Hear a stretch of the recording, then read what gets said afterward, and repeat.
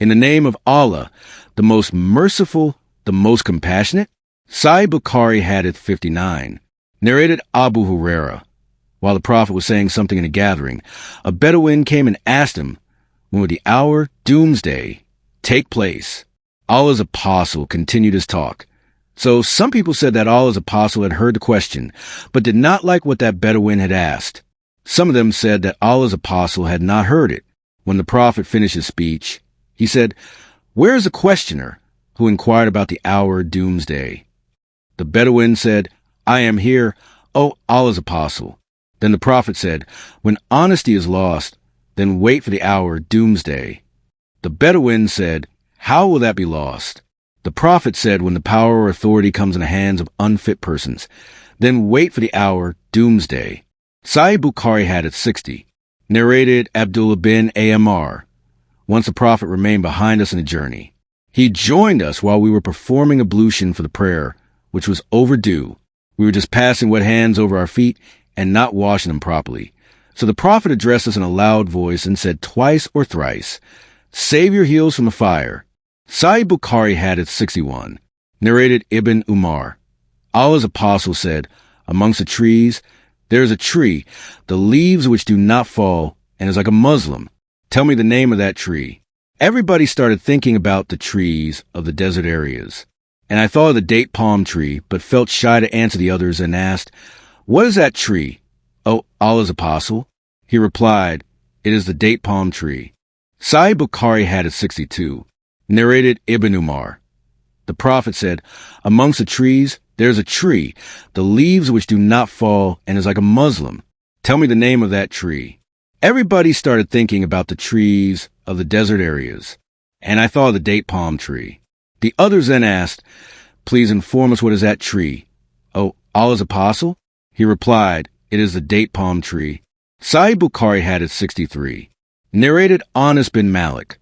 While we were sitting with the Prophet in the mosque, a man came riding on a camel. He made his camel kneel down in the mosque, tied its foreleg, and then said, "Who amongst you is Muhammad?" At that time the Prophet was sitting amongst us, his companions, leaning on his arm. We replied, "This white man reclining on his arm." The man then addressed him, "O son of Abdul Muttalib." The Prophet said, "I am here to answer your questions." The man said to the Prophet, "I want to ask you something and will be hard in questioning, so do not get angry." The Prophet said, "Ask whatever you want." The man said, "I ask you by your Lord, and the Lord of those who were before you, has Allah sent you as an apostle to all the mankind?" The Prophet replied, "By Allah, yes." The man further said, "I ask you by Allah, has Allah ordered you to offer 5 prayers in a day and night, 24 hours? He replied, "By Allah, yes." The man further said, "I ask you by Allah, has Allah ordered you to observe fast during this month of the year, i.e. Ramadan?" He replied, "By Allah, yes." The man further said, "I ask you by Allah, has Allah ordered you to take zakat, obligatory charity, from our rich people and distribute amongst our poor people?" The Prophet replied, "By Allah, yes." Thereupon that man said, "I believe in all that with which you have been sent, and I have been sent by my people as a messenger, and I am Diamond bin Alaba from the brothers of Bani Sa'd bin Bakr." Sahih Bukhari Hadith 64. Narrated Abdullah bin Abbas. Once Allah's apostle gave a letter to a person and ordered him to go and deliver it to the governor of Bahrain. He did so, and the governor of Bahrain sent it to Chusros, who read that letter and then tore it to pieces. The sub-narrator, Ibn Shihab, thinks that Ibn al-Musayyib said that Allah's apostle invoked Allah against them, saying, "May Allah tear them into pieces and disperse them all totally." Sahih Bukhari Hadith 65. Narrated Anas bin Malik. Once the Prophet wrote a letter or had an idea of writing a letter. The Prophet was told that they, rulers, would not read letters unless they were sealed. So the Prophet got a silver ring made with Muhammad, Allah's apostle, engraved on it, as if I were just observing its white glitter in the hand of the Prophet. Sahih Bukhari Hadith 66. Narrated Abu Waqid al-Laythi. While Allah's apostle was sitting in the mosque with some people, 3 men came. 2 of them came in front of Allah's apostle, and the third one went away. The 2 persons kept on standing before Allah's apostle for a while, and then one of them found a place in the circle, and sat there while the others sat behind the gathering. And the third one went away. When Allah's apostle finished his preaching, he said, "Shall I tell you about these 3 persons?" One of them betook himself to Allah. So Allah took him into his grace and mercy and accommodated him. The second felt shy from Allah. So Allah sheltered him in his mercy and did not punish him, while the third turned his face from Allah and went away. So Allah turned his face from him likewise. Sahih Bukhari Hadith 67. Narrated Abdurrahman bin Abi Bakr's father. Once the Prophet was riding his camel, and a man was holding its rein. The Prophet asked, "What is the day today?" We kept quiet, thinking that he might give that day another name. He said, "Isn't the day of Nar, slaughtering of the animals of sacrifice?" We replied, "Yes." He further asked, "Which month is this?" We again kept quiet, thinking that he might give it another name. Then he said, "Isn't it the month of Dhul Hijjah?" We replied, "Yes." He said, "Verily, your blood, property, and honor are sacred to one another, i.e. Muslims, like the sanctity of this day of yours, in this month of yours, and in this city of yours. It is incumbent upon those who are present to inform those who are absent, because those who are absent might comprehend what I have said better than the present audience." Sahih Bukhari Hadith 68. Narrated Ibn Mas'ud. The Prophet used to take care of us in preaching by selecting a suitable time, so that we might not get bored. He abstained from pestering us with sermons and knowledge all the time. Sahih Bukhari Hadith 69. Narrated Anas bin Malik.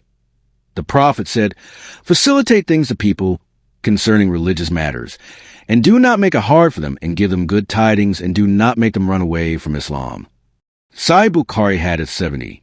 Narrated Abu Wail. Abdullah used to give a religious talk to the people on every Thursday.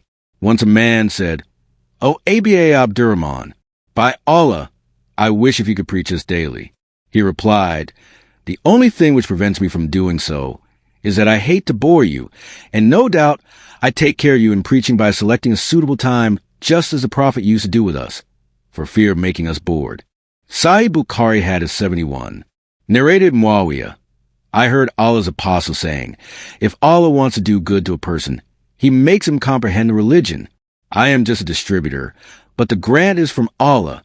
And remember that this nation, true Muslims, will keep on following Allah's teaching strictly, and they will not be harmed by anyone going on a different path till Allah's order, day of judgment, is established." Sahih Bukhari Hadith 72. Narrated Ibn Umar. We were with the Prophet, and fresh dates of a palm tree were brought to him. On that he said, "Amongst the trees, there's a tree which resembles a Muslim." I wanted to say that it was a data palm tree, but as I was the youngest of all of them, I kept quiet. And then the Prophet said, "It is the date palm tree." Sahih Bukhari Hadith 73. Narrated Abdullah bin Mas'ud. The Prophet said, "Do not wish to be like anyone except in 2 cases. The first is a person whom Allah has given wealth and he spends it righteously. The second is the one whom Allah has given wisdom, the Holy Qur'an, and he acts according to it and teaches it to others." Fath al-Bari, page 177, volume 1. Sahih Bukhari Hadith 74. Narrated Ibn Abbas, that he differed with Ibn Qays bin Hizn al-Fazari regarding the companion of the Prophet, Moses. Ibn Abbas said that he was al-Qadir. Meanwhile, Ubay bin Ka'b, he passed by them, and Ibn Abbas called him, "Say, my friend, her, and I have differed regarding Moses' companion, whom Moses asked the way to meet. Have you heard the Prophet mentioning something about him?" He said, "Yes. I heard Allah's apostle saying, while Moses was sitting in the company of some Israelites, a man came and asked him, 'Do you know anyone who is more learned than you?' Moses replied, 'No.' So Allah sent a divine inspiration to Moses. 'Yes, our slave Qadir is more learned than you.' Moses asked Allah how to meet him, Qadir. So Allah made the fishes a sign for him, and he was told that when the fish was lost, he should return to the place where he had lost it, and there he would meet him, al-Qadir. So Moses went on looking for the sign of the fish in the sea. The servant boy of Moses said to him, 'Do you remember when we betook ourselves to the rock? I indeed forgot the fish. None but Satan made me forget to remember it.'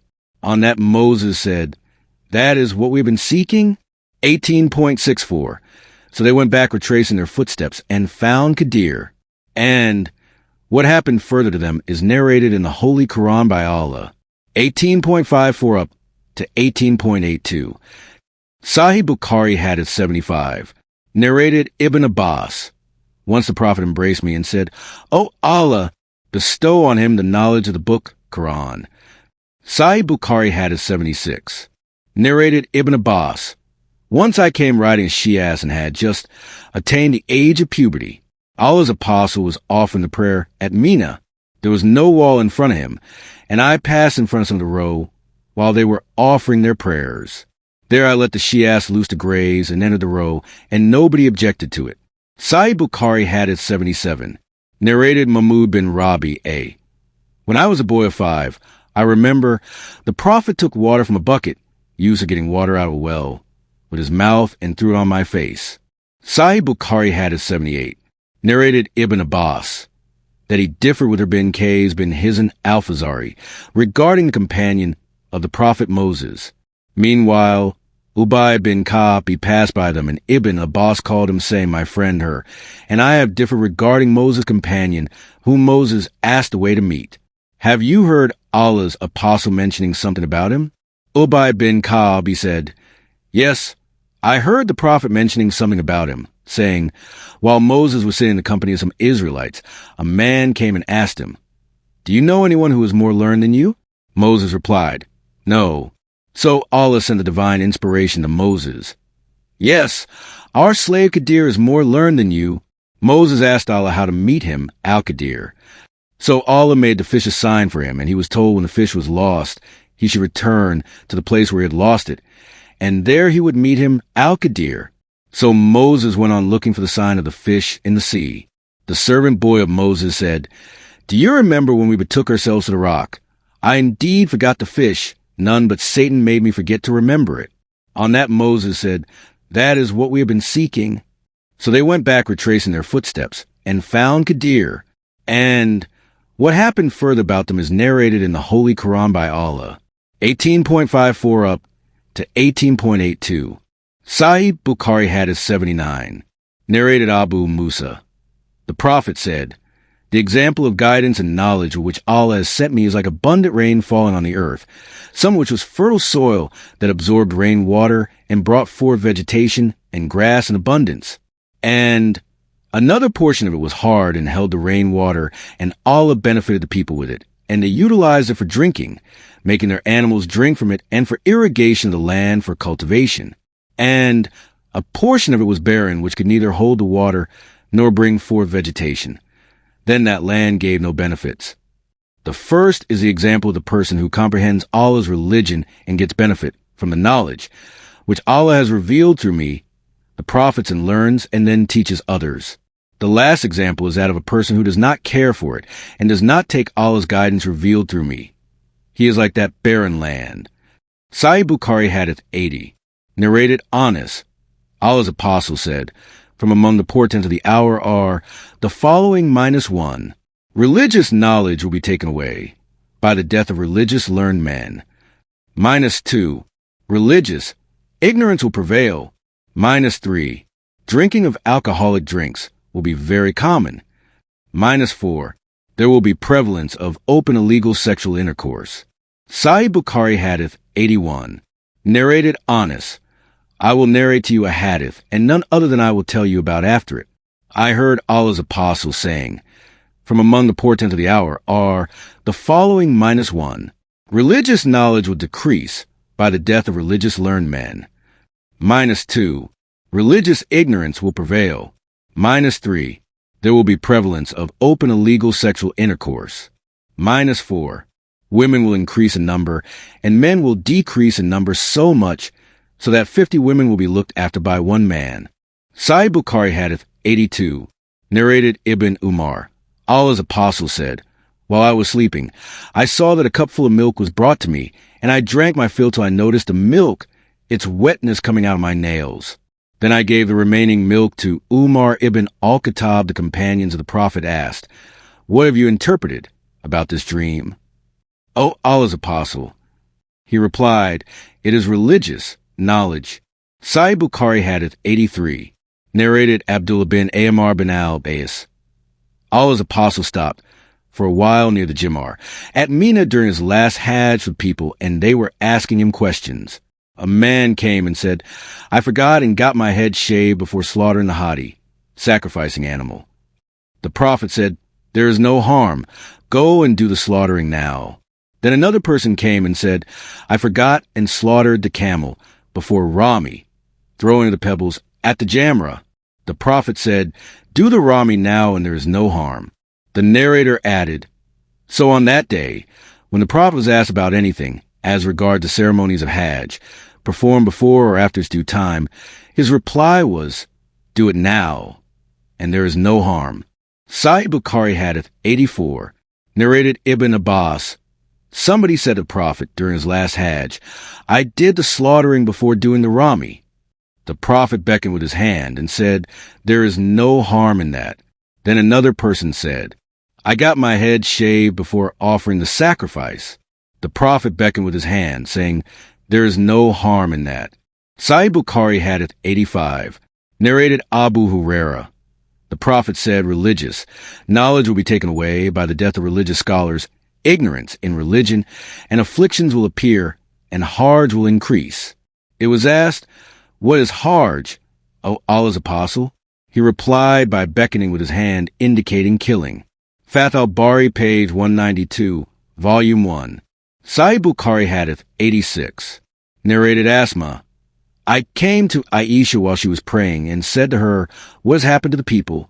She pointed out toward the sky. I looked toward the mosque and saw the people offering the prayer.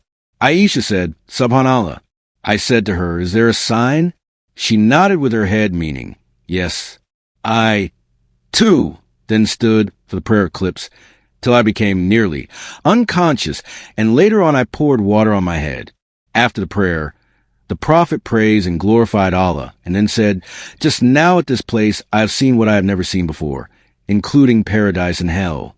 No doubt has been inspired to me that you will be put to trials in your graves, and these trials will be like the trials of Masih ad-Dajjal, or nearly like it. The sub-narrator is not sure which expression Asma used. You will be asked, what do you know about this man, the Prophet Muhammad? Then the faithful believer, or Asma, said a similar word, will reply, he is Muhammad, Allah's apostle, who had come to us with clear evidences and guidance, and so we accepted his teachings and followed him. And he is Muhammad. And he will repeat it thrice. Then the angels will say to him, sleep in peace, as we have come to know that you were a faithful believer. On the other hand, a hypocrite or a doubtful person will reply, I do not know, but I heard the people saying something, and so I said it. The same. Sahih Bukhari Hadith 87, narrated Abu Jamra. I was an interpreter between the people and Ibn Abbas. Once Ibn Abbas said that a delegation of the tribe of Abdul Qays came to the Prophet, who asked them, who are the people, i.e. you? Or, who are the delegates? They replied, we are from the tribe of Rabi A. Then the Prophet said to them, welcome, O people, or said, O delegation of Abdul Qays. Neither will you have disgrace, nor will you regret. They said, we have come to you from a distant place, and there is a tribe of the infidels of Madar intervening between you and us, and we cannot come to you except in the sacred month. So please order us to do something good, religious deeds, and that we may also inform our people whom we have left behind at home, and that we may enter paradise by acting on them. The Prophet ordered them to do 4 things, and forbade them from 4 things. He ordered them to believe in Allah alone, the honorable and majestic, and said to them, do you know what is meant by believing in Allah alone? They replied, Allah and his apostle know better. Thereupon the Prophet said, that means to testify that none has a right to be worshipped but Allah, and that Muhammad is his apostle, to offer prayers perfectly, to pay zakat, to observe fast during the month of Ramadan, and to pay alchemists 1/5 of the booty to be given in Allah's cause. Then he forbade them 4 things, namely ad-duba, Hantam, Musafat, and Anakar or Mukayyar. These were names of pots in which alcoholic drinks used to be prepared. The Prophet further said, memorize them these instructions, and tell them to the people whom you have left behind. Sahih Bukhari Hadith 88, narrated Abdullah bin Abi Malaika. Uqba bin al-Hari said that he had married the daughter of Abi bin Aziz. Later on, a woman came to him and said, I have suckled and nursed Uqba and the woman whom he married, his wife, at my breast. Uqba said to her, Neither I knew that you have suckled and nursed me, nor did you tell me. Then he rode over to see Allah's apostle at Medina and asked him about it.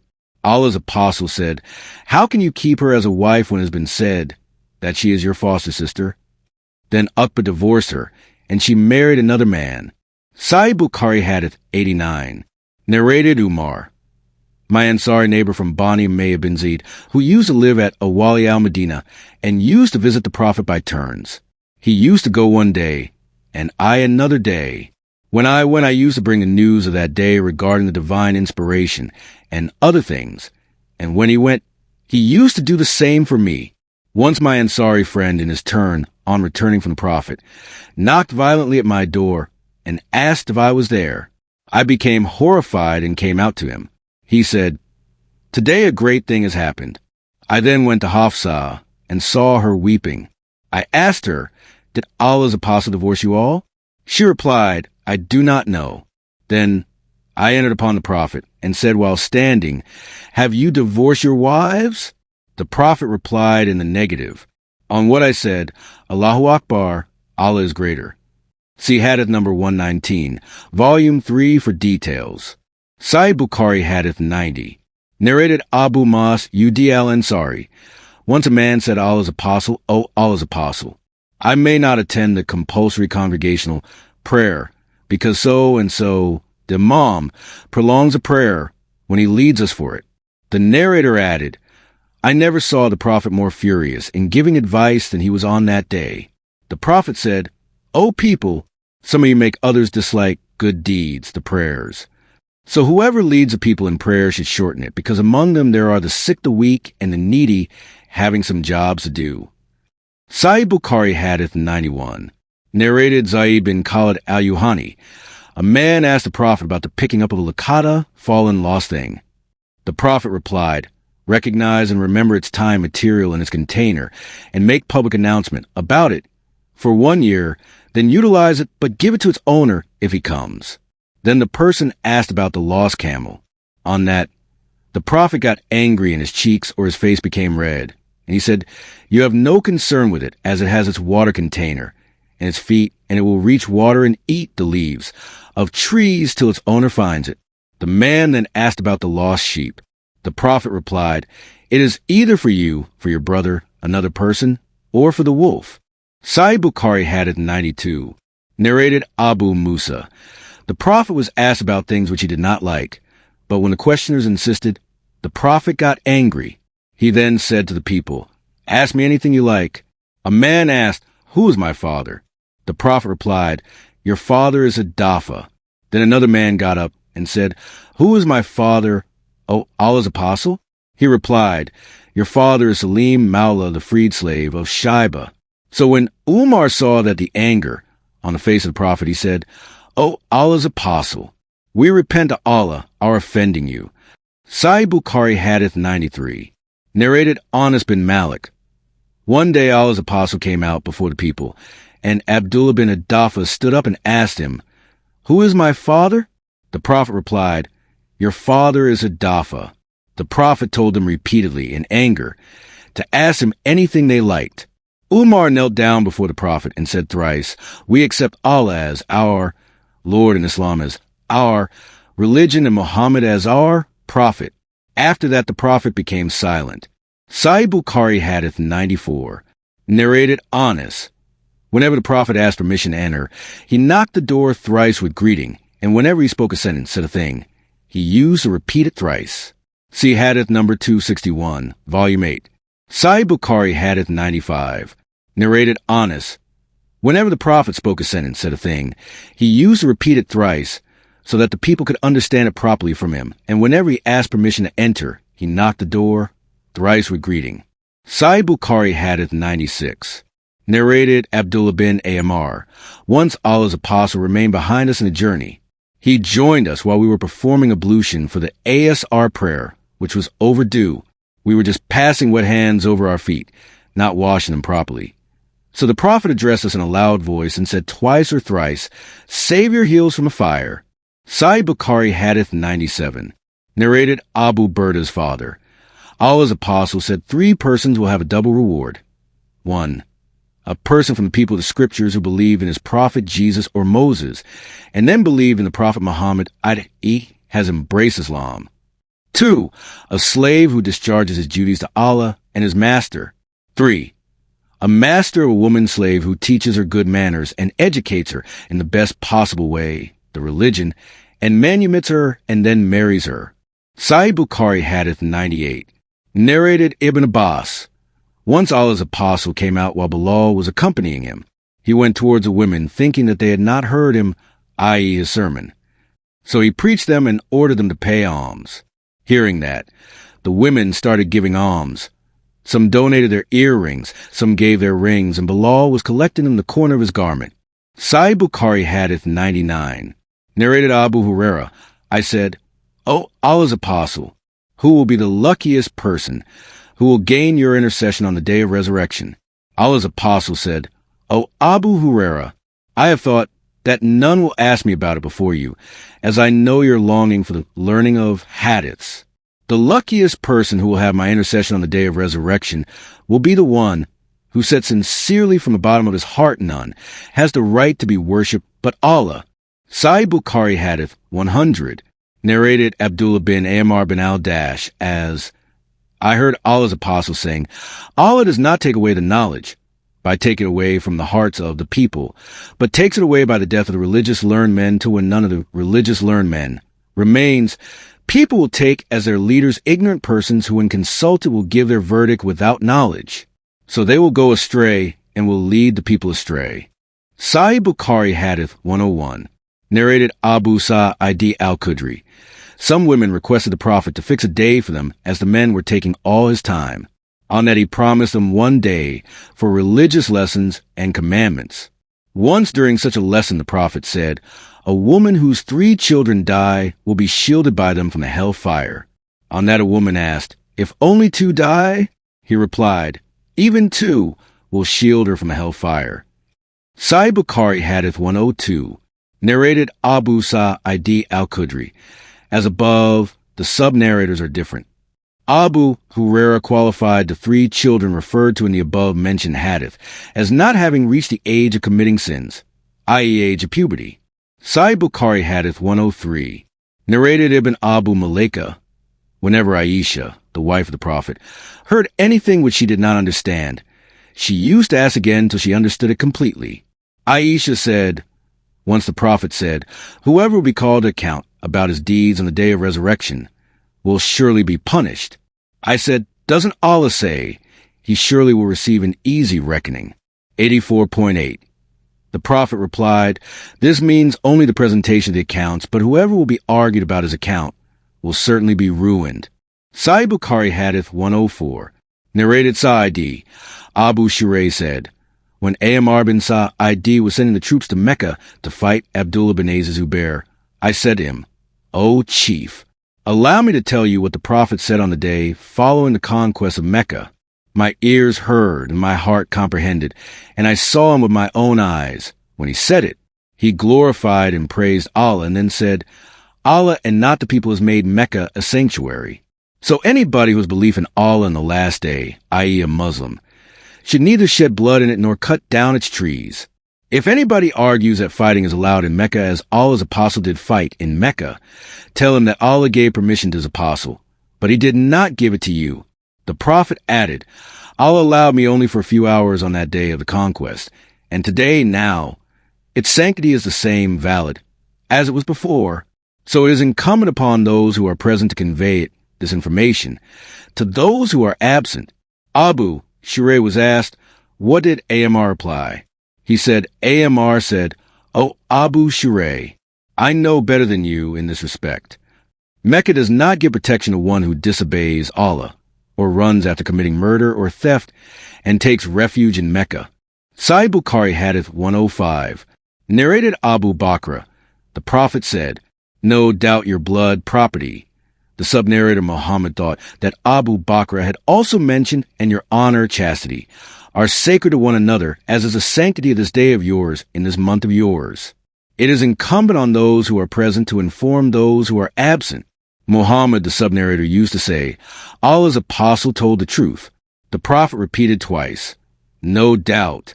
Haven't I conveyed Allah's message to you? Sahih Bukhari Hadith 106. Narrated Ali. The Prophet said, do not tell a lie against me, for whoever tells a lie against me intentionally, then he will surely enter the hellfire. Sahih Bukhari Hadith 107. Narrated Abdullah bin Zubair. I said to my father, I do not hear from you any narration, hadith, of Allah as apostle as I hear his narration from so and so. Az Zubair replied, I was always with him, the Prophet, and I heard him saying, whoever tells a lie against me intentionally, then surely let him occupy his seat in hellfire. Sahih Bukhari Hadith 108. Narrated Anas. The fact which stops me from narrating a great number of hadiths to you is that the Prophet said, whoever tells a lie against me intentionally, then surely let him occupy his seat in hellfire. Sahih Bukhari Hadith 109. Narrated Salama. I heard the Prophet saying, whoever intentionally ascribes to me what I have not said, then surely let him occupy his seat in hellfire. Sahih Bukhari Hadith 110. Narrated Abu Huraira. The Prophet said, name yourself with my name, use my name, but do not name yourself with my kunya name, i.e. Abul Qasim. And whoever sees me in a dream, then surely he has seen me, for Satan cannot impersonate me. And whoever tells a lie against me intentionally, then surely let him occupy his seat in hellfire. Sahih Bukhari Hadith 111. Narrated Ashu by Abu Juhayfa said, I asked Ali, have you got any book would have been revealed to the Prophet apart from the Qur'an? Ali replied, no, except Allah's book or the power of understanding which has been bestowed by Allah upon a Muslim, or what is written in this sheet of paper with me. Abu Juhayfa said, I asked, what is written in this sheet of paper? Ali replied, it deals with the diya, compensation, blood money, paid by the killer to the relatives of the victim, the ransom for the releasing of the captives in the hands of the enemies, and the law that no Muslim should be killed in cases, equality in punishment for the killing of a disbeliever. Sahih Bukhari Hadith 112. Narrated Abu Huraira. In the year of the conquest of Mecca, the tribe of Quza killed a man from the tribe of Bani Laden in revenge for a killed person belonging to them. They informed the Prophet about it. So he rode his rahila, she-camel for riding, and addressed the people saying, Allah held back the killing from Mecca. The sub-narrator is in doubt whether the Prophet said elephant or killing, as the Arabic words standing for these words have great similarity in shape. But Allah, let his apostle and the believers overpower the infidels of Mecca. Beware, Mecca is a sanctuary. Verily, fighting in Mecca was not permitted for anyone before me, nor will it be permitted for anyone after me. It war, and it was made legal for me for a few hours or so on that day. No doubt it is at this moment a sanctuary. It is not allowed to uproot its thorny shrubs, or to uproot its trees, or pick up its look at fallen things, except by a person who will look for its owner, announce it publicly. And if somebody is killed, then his closest relative has a right to choose one of the two, the blood money, diya, or retaliation having the killer killed. In the meantime, a man from Yemen came and said, O Allah's apostle, get that written for me. The Prophet ordered his companions to write that for him. Then a man from Quraysh said, except al-Lidkir, a type of grass that has good smell, O Allah's apostle, as we use in our houses and graves. The Prophet said, except al-Lidkir is allowed to be plucked. Sahih Bukhari Hadith 113. Narrated Abu Huraira. There is none among the companions of the Prophet who has narrated more hadiths than I, except Abdullah bin Amr bin al-Dash, who used to write them, and I never did the same. Sahih Bukhari Hadith 114. Narrated Ubaydullah bin Abdullah. Ibn Abbas said, when the ailment of the Prophet became worse, he said, bring for me writing, paper, and I will write for you a statement after which you will not go astray. But Umar said, the Prophet is seriously ill, and we have got Allah's book with us, and that is sufficient for us. But the companions of the Prophet differed about this, and there was a hue and cry, on that the Prophet said to them, go away and leave me alone. It is not right that you should quarrel in front of me. Ibn Abbas came out saying, it was most unfortunate, a great disaster, that Allah's apostle was prevented from writing that statement for them because of their disagreement and noise. Note, it is apparent from this hadith that Ibn Abbas had witnessed the event and came out saying the statement. The truth is not so, for Ibn Abbas used to say this statement on narrating the hadith, and he had not witnessed the event personally. See Fath al-Bari, Volume 1, page 2, 20 footnote. See hadith number 228, Volume 4. Sahih Bukhari hadith 115. Narrated Salama. One night Allah's apostle got up and said, Subhan Allah, how many afflictions have been descended tonight, and how many treasures have been disclosed? Go and wake the sleeping lady occupants of these dwellings, his wives, up for prayers. A well-dressed soul in this world may be naked in the hereafter. Sahih Bukhari hadith 116. Narrated Abdullah bin Umar. Once the Prophet led us in Isha, prayer during the last days of his life, and after finishing at the prayer, with Taslim, he said, do you realize the importance of this night? Nobody present on the surface of the earth tonight will be living after completion of 100 years from this night. Sahih Bukhari hadith 117. Narrated Ibn Abbas. I stayed overnight in the house of my aunt Maymunah bint al-Harith, the wife of the Prophet, while the Prophet was there with her during her night turn. The Prophet offered the Isha prayer in the mosque, returned home, and after having prayed for rak'at, he slept. Later on, he got up at night and then asked whether the boy, or he used a similar word, had slept. Then he got up for the prayer, and I stood up by his left side, but he made me stand to his right and offered 5 rak'at, followed by 2 more rak'at. Then he slept, and I heard him snoring, and then after a while, he left for the far prayer. Sahih Bukhari hadith 118. Narrated Abu Huraira. People say that I have narrated many hadiths, the Prophet's narration. Had it not been for 2 verses in Qur'an, I would not have narrated a single hadith. And the verses are, verily those who conceal the clear sign and the guidance which we have sent down, up to most merciful, 2:159-160. And no doubt our Muhajir immigrant brothers used to be busy in the market with their business bargains, and our Ansari brothers used to be busy with their property, agriculture. But I, Abu Huraira, used to stick to Allah's apostle, content with what will fill my stomach, and I used to attend that which they used not to attend, and I used to memorize that which they used not to memorize. Sahih Bukhari hadith 119. Narrated Abu Huraira.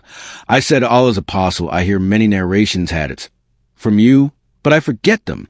Allah's apostle said, spread your rida garment. I did accordingly, and then he moved his hands as if filling them with something and emptied them in my rida, and then said, take and wrap this sheet over your body. I did it, and after that I never forgot anything. Narrated Ibrahim bin al-Mundhir. Ibn Abi Fudaik narrated the same as above, hadith 119, but added that the Prophet had moved his hands as if filling them with something, and then he emptied them in the rida of Abu Huraira. Sahih Bukhari hadith 120. Narrated Abu Huraira. I have memorized 2 kinds of knowledge from Allah's apostle. I have propagated one of them to you, and if I propagated the second, then my pharynx throat would be cut, i.e. killed. Sahih Bukhari hadith 121. Narrated Jarir. The Prophet said to me during Hajjat al-Wida, let the people keep quiet and listen. Then he said, addressing the people, do not become infidels. Revert to disbelief after me by striking the necks, cutting the throats of one another, killing each other. Sahih Bukhari hadith 122. Narrated Sa'id bin Jubair. I said to Ibn Abbas, Nawfal Bukhari claims that Moses, the companion Qadir, was not the Moses of Bani Israel, but he was another Moses. Ibn Abbas remarked that the enemy of Allah, Nawf, was a liar. Narrated Ubay bin Ka'b B. The Prophet said, once the Prophet Moses stood up and addressed Bani Israel. He was asked, who is the most learned man amongst the people? He said, I am the most learned. Allah admonished Moses, as he did not attribute absolute knowledge to him, Allah. So Allah inspired to him at the junction of the 2 seas, there is a slave amongst my slaves who is more learned than you. Moses said, O my Lord, how can I meet him? Allah said, take a fish in a large basket and proceed, and you will find him at the place where you will lose a fish. So Moses set out along with his servant, boy Yushab bin Nun, and carried a fish in a large basket till they reached a rock, where they laid their heads, i.e. lay down and slept. The fish came out of the basket, and it took its way into the sea as in a tunnel. So it was an amazing thing for both Moses and his servant, boy. They proceeded for the rest of that night, and the following day, when the day broke, Moses said to his servant, boy, bring us our early meal. No doubt, we have suffered much fatigue in this journey. Moses did not get tired till he passed the place about which he was told. There the servant, boy, told Moses, do you remember when we betook ourselves to the rock? I indeed forgot the fish. Moses remarked, that is what we have been seeking. So they went back retracing their footsteps till they reached the rock. There they saw a man covered with garment, or covering himself with his own garment. Moses greeted him. Al-Qadir replied, saying, how do people greet each other in your land? Moses said, I am Moses. He asked, the Moses of Bani Israel?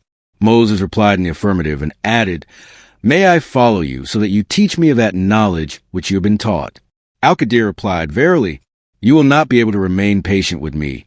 O Moses, I have some of the knowledge of Allah which he has taught me, and which you do not know, while you have some knowledge which Allah has taught you which I do not know. Moses said, Allah willing, you will find me patient, and I will disobey no order of yours. So both of them set out walking along the seashore, as they did not have a boat. In the meantime, a boat passed by them, and they requested the crew of the boat to take them on board. The crew recognized Al-Qadir and took them on board without fare. Then a sparrow came and stood on the edge of the boat and dipped its beak once or twice in the sea. Al-Qadir said, O Moses, my knowledge and your knowledge have not decreased Allah's knowledge, except as much as a sparrow has decreased the water of the sea with its beak. Al-Qadir went on one of the planks of the boat and plucked it out. Moses said, these people gave us a free lift, but you have broken their boat and scuttled it so as to drown its people. Al-Qadir replied, didn't I tell you that you will not be able to remain patient with me? Moses said, call me not to account for what I forgot. The first excuse of Moses was that he had forgotten. Then they proceeded further and found a boy playing with other boys. Al-Qadir took hold of the boy's head from the top and plucked it out with his hands, i.e. killed him. Moses said, have you killed an innocent soul who has killed none? Al-Qadir replied, did I not tell you that you cannot remain patient with me? Then they both proceeded till when they came to the people of a town, they asked them for food, but they refused to entertain them. Then they found there a wall on the point of collapsing. Al-Qadir repaired it with his own hands. Moses said, if you had wished, surely you could have taken wages for it.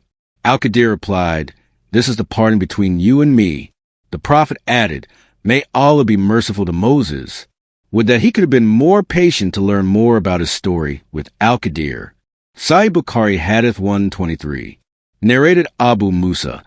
A man came to the prophet and asked, O Allah's apostle, what kind of fighting is in Allah's cause? I ask this, for some of us fight because of being enraged and angry, and some for the sake of his pride and haughtiness. The prophet raised his head, as the question was standing, and said, he who fights so that Allah's word, Islam, should be superior, then he fights in Allah's cause. Sahih Bukhari Hadith 124. Narrated Abdullah bin Ammar. I saw the prophet near the Jamrah, and the people were asking him questions about religious problems. A man asked, O Allah's apostle, I have slaughtered the hadi animal. Before doing the Rami, the prophet replied, do the Rami now, and there is no harm. Another person asked, O Allah's apostle, I got my head shaved before slaughtering the animal. The prophet replied, do the slaughtering now, and there is no harm. So on that day, when the prophet was asked about anything as regards the ceremonies of Hajj performed before or after his due time, his reply was, do it now, and there is no harm. Sahih Bukhari Hadith 125. Narrated Abdullah. While I was going with the prophet to the ruins of Medina, and he was reclining on a date palm leaf stalk, some Jews passed by. Some of them said to the others, ask him, the prophet, about the spirit. Some of them said that they should not ask him that question, as he might give a reply, which would displease them. But some of them insisted on asking. And so one of them stood up and asked, O Abu Qasim, what is the spirit? The prophet remained quiet. I thought he was being inspired divinely. So I stayed till that state of the Prophet, while being inspired, was over. The Prophet then said, and they ask you, O Muhammad, concerning the Spirit. Say, the Spirit, its knowledge is with my Lord, and of knowledge you, mankind, have been given only a little. 17.85. Sahih Bukhari Hadith 126. Narrated Aswad. Ibn Zubair said to me, Aisha used to tell you secretly a number of things. What did she tell you about the Kaaba? I replied, she told me that once the Prophet said, O Aisha, had not your people been still close to the pre-Islamic period of ignorance, infidelity, I would have dismantled the Kaaba and would have made 2 doors in it, one for entrance and the other for exit. Later on, Ibn Zubair did the same. Sahih Bukhari Hadith 127. Narrated Abu at-Tufail, the above-mentioned statement of Ali. Sahih Bukhari Hadith 128. Narrated Anas bin Malik. Once Mu-ADH was along with Allah's apostle as a companion rider. Allah's apostle said, O Mu-ADH bin Jabal. Mu-ADH replied, Labbaik and Sadiq. O Allah's apostle. Again the Prophet said, O Mu-ADH. Mu-ADH said thrice, Labbaik and Sadiq. O Allah's apostle. Allah's apostle said, There is none who testifies sincerely that none has a right to be worshipped but Allah, and Muhammad is his apostle, except that Allah will save him from the hellfire. Mu-ADH said, O Allah's apostle, should I not inform the people about it, so that they may have glad tidings? He replied, when the people hear about it, they will solely depend on it. Then Mu-ADH narrated the above-mentioned hadith just before his death, being afraid of committing sin by not telling the knowledge. Sahih Bukhari Hadith 129. Narrated Anas. I was informed that the Prophet had said to Mu-ADH, Whosoever will meet Allah without associating anything in worship with him will go to paradise. Mu-ADH asked the Prophet, Should I not inform the people of this good news? The Prophet replied, No, I am afraid, lest they should depend upon it. Absolutely. Sahih Bukhari Hadith 130. Narrated Salama. Sulaim came to Allah's apostle and said, Verily, Allah is not shy of telling you the truth. Is it necessary for a woman to take a bath after she has a wet dream, nocturnal sexual discharge? The Prophet replied, Yes, if she notices a discharge. Salama then covered her face and asked, O Allah's apostle, does a woman get a discharge? He replied, Yes, let your right hand be in dust, an Arabic expression you say to a person when you contradict a statement, meaning you will not achieve goodness, and that is why the son resembles his mother. Sahih Bukhari Hadith 131. Narrated Abdullah bin Umar. Once Allah's apostle said, Amongst the trees there is a tree, the leaves which do not fall, and is like a Muslim. Tell me the name of that tree. Everybody started thinking about the trees of the desert areas, and I thought of the date palm tree, but felt shy to answer. The others asked, O Allah's apostle, inform us of it. He replied, It is a date palm tree. I told my father what had come to my mind, and on that he said, Had you said it, I would have preferred it to such and such a thing that I might possess. Sahih Bukhari Hadith 132. Narrated Ali. I used to get the emotional urethral discharge frequently, so I requested Al-Miqdad to ask the Prophet about it. Al-Miqdad asked him, and he replied, One has to perform ablution after it. See Hadith number 269. Sahih Bukhari Hadith 133.